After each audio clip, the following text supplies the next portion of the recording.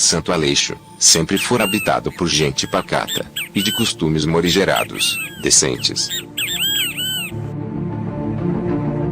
Depois do ocorrido em Santo Aleixo em fevereiro de 1894, com a destruição da cidade pelos soldados de Floriano Peixoto, muitos moradores abandonaram suas casas, fazendas, comércios, e nunca mais voltaram.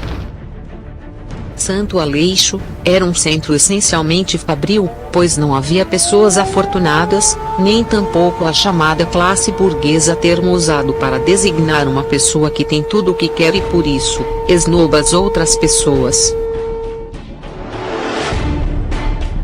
Na tentativa de restabelecer a ordem em Santo Aleixo, comerciante e operários viviam em perfeita harmonia, um dependendo do outro. Mas aquela vida boa e pacata fora quebrada. Em 1917, estourava na Rússia a primeira Revolução Comunista. Grupo Resgate Memória Magé apresenta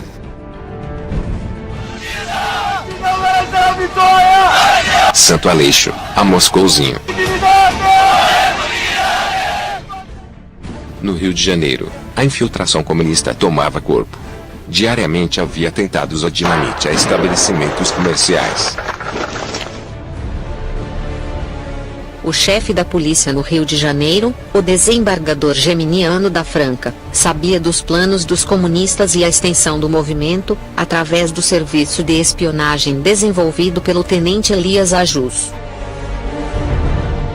Esse oficial infiltrara-se no meio dos mesmos, tomava parte ativa nas reuniões à porta fechadas nos sindicatos, e dava ciência à chefatura de polícia.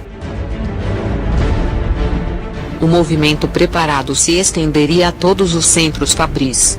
Na capital, o ataque fora desfechado sobre o arsenal de guerra, no campo de São Cristóvão.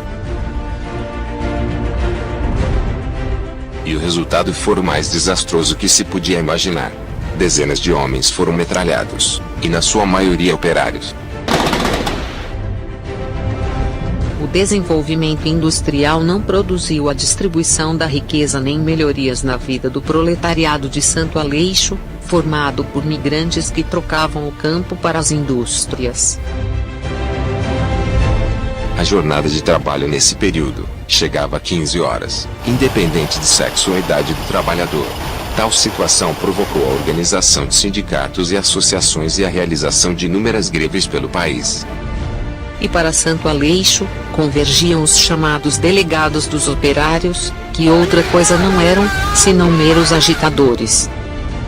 Promoviam comícios de rua, e nas pregações revolucionárias, pregavam amor livre, a dissolução da família e a divisão de latifúndios, terra, fazendas, grande propriedade.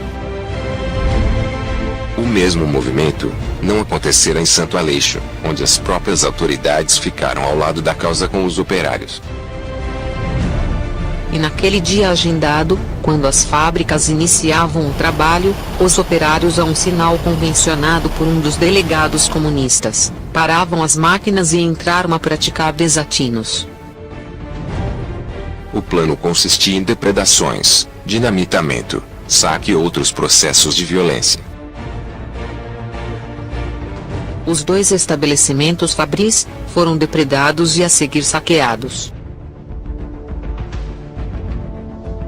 Instalaram o soviete local, e em substituição à bandeira brasileira hastearam a bandeira vermelha, com o dístico, Viva Lenine. A seguir, os amotinados saíram em delírio pelas ruas, precedidos pela banda de música, entoando a Internacional de Moscou. O nome de Emílio Fernandes estava no topo da lista dos agitadores, como o primeiro a ter a casa comercial saqueada e a residência dinamitada. Diante da gravidade, Emílio procurou o delegado de polícia e pedira garantias de vida. Esse, entretanto, estava mancomunado com os comunistas e respondera-lhe: "Não posso dar garantias, porque esta é uma causa do povo."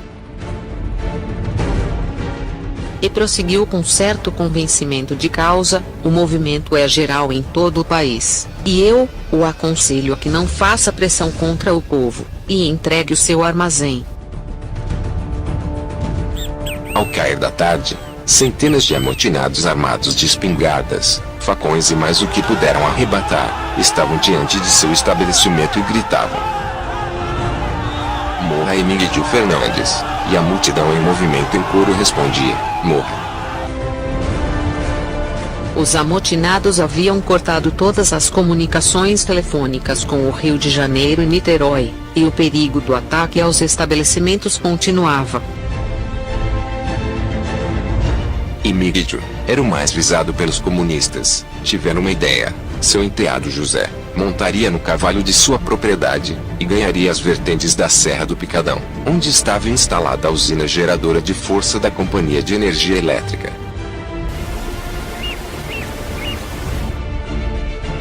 Lá chegando, pediria ao agente Reginaldo de Oliveira para que falasse pelo telefone particular da empresa, pedindo ao governador do estado providências sobre o caso. E a sua ideia fora genial.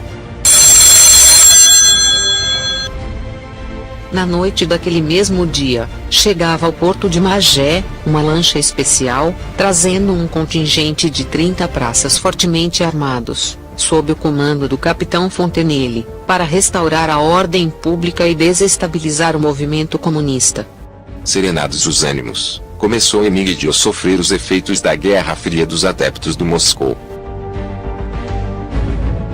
Já ninguém mais entrava na casa do Emílio Fernandes para adquirir mercadorias, pois havia ordem expressa para lhe fizessem o boicote.